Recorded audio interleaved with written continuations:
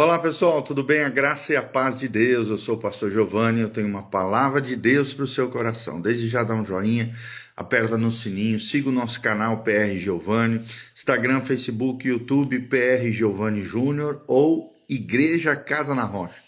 Continue conosco e não se esqueça, nesse final de semana, aniversário da nossa comunidade, 5 anos de existência, com a graça de Deus, com a ajuda do Senhor. Então, sábado nós temos um evento para mulheres, o telefone está aqui embaixo, se você quiser se inscrever. Sábado às 15h30, um chá para mulheres, e no domingo, 9 horas da manhã, e também às 19 horas, teremos uma grande festa de aniversário da nossa comunidade. Venha estar conosco, eu tenho certeza que Deus tem algo lindo para fazer no seu coração. Traga sua família, traga amigos, Deus tem algo maravilhoso para cada um de nós. Então vamos que vamos, Atos capítulo 14, a Bíblia diz, Atos 14:1, Atos dos Apóstolos, Atos do Espírito Santo. Em Icônio, Paulo e Barnabé entraram juntos na sinagoga judaica e falaram de tal modo que veio a crer grande multidão, tanto de judeus como de gregos. Mas os judeus incrédulos incitaram e irritaram os ânimos dos gentios contra os irmãos. Entretanto, demoraram-se ali muito tempo, falando ousadamente no Senhor, o qual confirmava a palavra da sua graça, concedendo que, por mão deles, se fizessem sinais e prodígios. Mas dividindo-se o povo da cidade, uns eram pelos judeus, outros eram pelos apóstolos. E como surgisse um tumulto dos gentios e judeus, associados com as autoridades para os ultrajar e apedrejar, sabendo-o, eles fugiram para Listra e Derbe, cidades da Licaônia e circunvizinhança, onde anunciaram o evangelho. Em Listra costumava estar assentado certo homem aleijado, paralítico, desde o seu nascimento, o qual jamais pudera andar. Esse homem ouviu falar de Paulo, que, fixando nele os olhos e vendo que possuía fé para ser curado, disse-lhe em alta voz: apruma-te direito sobre os pés. Ele saltou e andava. Quando as multidões viram o que Paulo fizera, gritaram em língua licaônica, dizendo: os deuses em forma de homens baixaram até nós. A Barnabé chamavam de Júpiter e a Paulo Mercúrio, porque era este o principal portador da palavra. O sacerdote de Júpiter, cujo templo estava em frente da cidade, trazendo para junto das portas touros e grinaldas, queria sacrificar juntamente com as multidões. Porém, ouvindo isto, os apóstolos Barnabé e Paulo rasgaram as suas vestes, saltaram para o meio da multidão, clamando: senhores, por que fazeis isto? Nós também somos homens como vós, sujeitos aos mesmos sentimentos, e vos anunciamos o evangelho para que destas coisas vos convertais ao Deus vivos, que fez o céu e a terra, o mar e tudo o que há neles, o qual nas gerações passadas permitiu que todos os povos andassem nos seus próprios caminhos. Contudo, não se deixou ficar sem testemunho de si mesmo, fazendo o bem, dando-vos do céu chuvas e estações frutíferas, enchendo o vosso coração de fartura e de alegria. Dizendo isso, foi ainda com dificuldade que impediram as multidões de lhes oferecerem sacrifícios. Sobrevieram, porém, judeus de Antioquia e Icônio, instigando as multidões a apedrejarem a Paulo, arrastando-no para fora da cidade, dando-o por morto. Rodeando-o, porém, os discípulos, levantou-se e entrou na cidade. No dia seguinte, partiu com Barnabé para Derbe. E tendo anunciado o evangelho naquela cidade, feito muitos discípulos, voltaram para Listra e Icônio e Antioquia, e fortalecendo a alma dos discípulos, exortando-os a permanecerem firmes na fé, e mostrando que, através das muitas tribulações, nos importa entrar no reino de Deus, e promovendo-lhes em cada igreja a eleição de presbíteros, depois de orar com jejuns, os encomendaram ao Senhor, em quem havia crido. Atravessando a Psídia, dirigiram-se a Panfilha, e tendo anunciado a palavra em Pergue, desceram a Atália. E dali navegaram para Antioquia, onde tinham sido recomendados a graça de Deus para a obra que haviam já cumprido. Ali chegados, reunida a igreja, relataram quantas coisas fizeram Deus com eles e como abrir aos gentios a porta da fé. E permaneceram não pouco tempo com os discípulos. Atos capítulo 14, de 1 a 28, é o que acabamos de ler para vocês, tá bom? O tema de hoje é perseverança no sofrimento e fidelidade na missão. Vou repetir, o tema de hoje é perseverança no sofrimento e fidelidade na missão. Texto básico, como nós lemos, Atos 14, de 1 a 28. O evangelho aqui avançando entre ovações e pedras, né? Então, Atos 14 revela a essência da missão cristã, que era plantar igrejas entre perseguição, sinais, maravilhas e milagres. Então, na primeira viagem missionária de Paulo e Barnabé, aprendemos que o sucesso do evangelho não se mede pela ausência de conflitos, mas pela fidelidade em meio a eles. Deus usa tanto os milagres quanto o sofrimento para expandir o seu reino nos corações humanos. Então, primeiro pontinho em Icônio aqui, a ousadia que divide cidades. A ousadia que divide cidades. Do versículo 1 ao versículo 7. Vemos uma pregação com poder e persistência. A estratégia, né? Paulo e Barnabé falaram com tal ousadia que grande multidão creu. Mas vemos também a oposição, judeus incrédulos que agitavam os gentios. Vemos também uma resposta divina, Deus operando sinais através deles. É interessante que aprendemos aqui que a ousadia apostólica não era arrogância, mas sim confiança no Espírito Santo e sinais autênticos que validavam a palavra que estava sendo pregada. Vemos do 4 ao 7 uma fuga estratégica, uma ameaça de apedrejamento. Os leva a fugir para Listra e Derbe. É interessante, né, que fugir da perseguição não é covardia, mas sabedoria para continuar a missão que outrora foi dada pelo Senhor. Morrer é fácil, difícil é viver para frutificar em prol do reino de Deus. Segundo pontinho que trazemos para vocês, ou segunda lição, lá em Listra. Em Listra vemos a glória que pertence só a Deus. Do versículo 8 ao 18, o milagre que gera idolatria, a cura de um coxo aqui de nascença. Pela fé em Cristo, o homem saltou e andou, diz o texto sagrado. E a reação pagã foi que os deuses desceram até nós, disseram eles. Chamaram Barnabé de Zeus e Paulo de Hermes. É interessante que o coração humano, né, adora trocar o Criador pela criatura. Até milagres podem ser mal interpretados e distorcidos nos corações que estão corrompidos ou cegos espiritualmente falando. Mas aí do 14 ao 18, do versículo 14 ao 18, vemos uma defesa apaixonada por Paulo e Barnabé. Paulo e Barnabé rasgam as suas vestes. É um gesto judaico de horror a uma blasfêmia contra Deus. E vemos um sermão que eles pregam aos pagãos.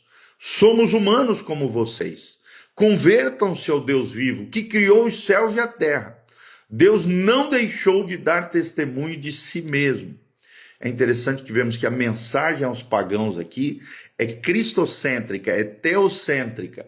Não falam de si mesmo, não chamam a glória para si, mas falam daquele que dá chuva e colheitas, o Deus provedor, o Jeová Jirê, aquele que cuida do seu povo. Terceiro lugar, terceiro pontinho, terceira lição, de volta à Listra. Vemos o sofrimento que fortalece, do 19 ao 23. O preço da fidelidade. Judeus de Antioquia e Icônio instigavam o povo e apedrejam Paulo e o arrastam para fora da cidade, pensando até que ele estava morto. O impossível aqui, né? Nós vemos Paulo se levantou e voltou à cidade, diz o versículo 20. Deus não poupa os seus servos do sofrimento, mas os ressuscita no meio dele. A resiliência, a perseverança de Paulo é um milagre contínuo e um grande testemunho e aprendizado para cada um de nós. Depois vemos o discipulado que prepara para a guerra, do 21 ao 23. Vemos a prioridade aqui, né? Eles voltam para Listra, Icônio e Antioquia, fortalecendo os discípulos que haviam se convertido naqueles lugares. Vemos uma advertência também realista, né? quando o texto diz no 22, é necessário passar por muitas tribulações para entrar no reino de Deus. Vou repetir, é necessário passar por muitas tribulações para entrar no reino de Deus. O reino de Deus não é moleza. O reino de Deus não é um mar de rosas. O reino de Deus envolve também tribulações e sofrimento. Mas vemos um governo espiritual. Designaram presbíteros para cada igreja, Paulo e Barnabé, com a autoridade apostólica que eles tinham. E é interessante que igrejas fortes nascem do discipulado pós-conversão. E a segunda lição que aprendemos é que líderes não são eleitos por votação, mas designados pela direção do Espírito Santo de Deus. Vou repetir as duas lições. Igrejas fortes nascem do discipulado pós-conversão. E a segunda lição, líderes não são eleitos por votação, mas designados por direção do Espírito Santo através de autoridades espirituais. E o quarto pontinho, para nós finalizarmos, o retorno a Antioquia, celebrando a fidelidade de Deus. Do 24 ao 28, o relatório missionário, reuniram a igreja e relataram tudo o que Deus fizera através do seu poder, da sua mão forte. O foco aqui é que Deus abrira aos gentios a porta da fé, foi o relato deles. E vemos aqui uma celebração, né? O centro do relatório não são as nossas conquistas, né? A conquista deles no caso aqui, mas as obras de Deus, a ação divina em favor deles, em prol do evangelho e do reino de Deus. Missões existem para glorificar a Cristo. Vou repetir, missões existem para glorificar a Cristo. Então, concluindo tudo que aprendemos, quais são as lições para a igreja hoje? Em primeiro lugar, o evangelho causa divisão, muitas vezes. Em Icônio, né, uns creram, outros se revoltaram. A pregação fiel gera crise, mas também conversões de verdade. Segundo lugar, milagres exigem discernimento. Em Listra, a cura virou idolatria. Sinais devem apontar sempre para Cristo e não para o homem. Terceira lição, sofrimento é escola. O apedrejamento de Paulo mostra que Deus nos fortalece no sofrimento, não apartando-nos dele e da missão que outrora foi confiada.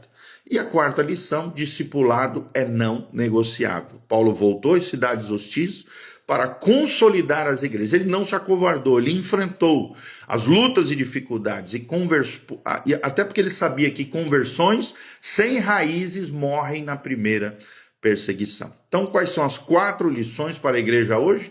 O evangelho causa divisão, milagres exigem discernimento, sofrimento é escola e discipulado não é negociável. Então, um grande desafio para nós em Atos 14, ele nos interroga, né? Será que você tem pregado com ousadia, mesmo diante de ameaças e perseguições? Será que você aceita glória humana como em Listra, ou devolve a Deus a glória que somente a ele pertence? Será que você está disposto a ser apedrejado pelo evangelho e levantar-se para continuar na sua missão, no propósito de Deus para a sua vida?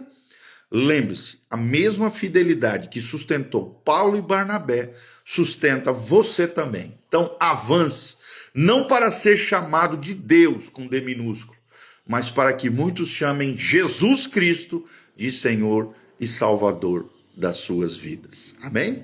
Quero mandar um abraço para a Jaque, a Ellen, a Ferreira Medeiros e o Marcos Gronar, que estão aqui online conosco. Que a graça e a paz de Jesus. Você que chegou no finalzinho, a Romilda Ruiz também que entrou agora. Você que entrou no finalzinho dessa live, vai ficar disponível aqui para você assistir. Nós lemos hoje Atos 14, interpretamos ele, né? Explicamos ele e aplicamos ele no nosso dia a dia, na nossa vida cristã. Então dê uma olhadinha com muito carinho, compartilhe, aperta aqui no aviãozinho, compartilhe com muitas pessoas.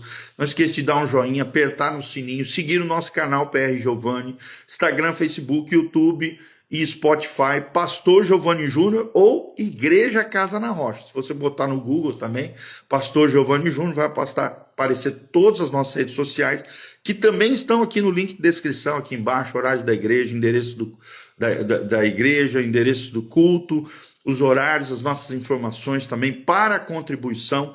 Desde já queremos agradecer o carinho, o afeto dos irmãos, com a generosidade de vocês. Que Deus os abençoe, que Deus continue derramando graça e glória sobre a sua vida, sua casa, sua família. É o que nós te pedimos, Senhor. Abençoe os nossos queridos irmãos. Feche seus olhos, coloque a mão no seu coração. Quero terminar orando por você.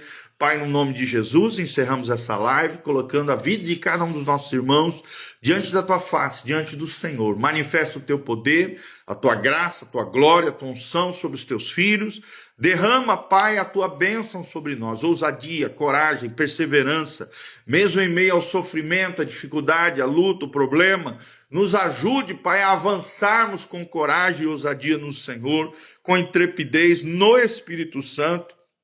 Unge-nos com teu óleo, derrama, Pai, a tua graça sobre nós, nos capacita diante dos desafios da vida, das lutas, da hostilidade, das perseguições, que não venhamos a nos acovardar, mas sim em coragem, fé, em ousadia, na unção, na graça e no poder do Senhor, possamos pregar o Evangelho de Jesus Cristo, poderoso, capaz de salvar as vidas, operar milagres e maravilhas e transformar corações e famílias, cidades e regiões, para a glória do Senhor, em o nome de Jesus. Derrama a tua presença sobre cada um daqueles que estão me ouvindo.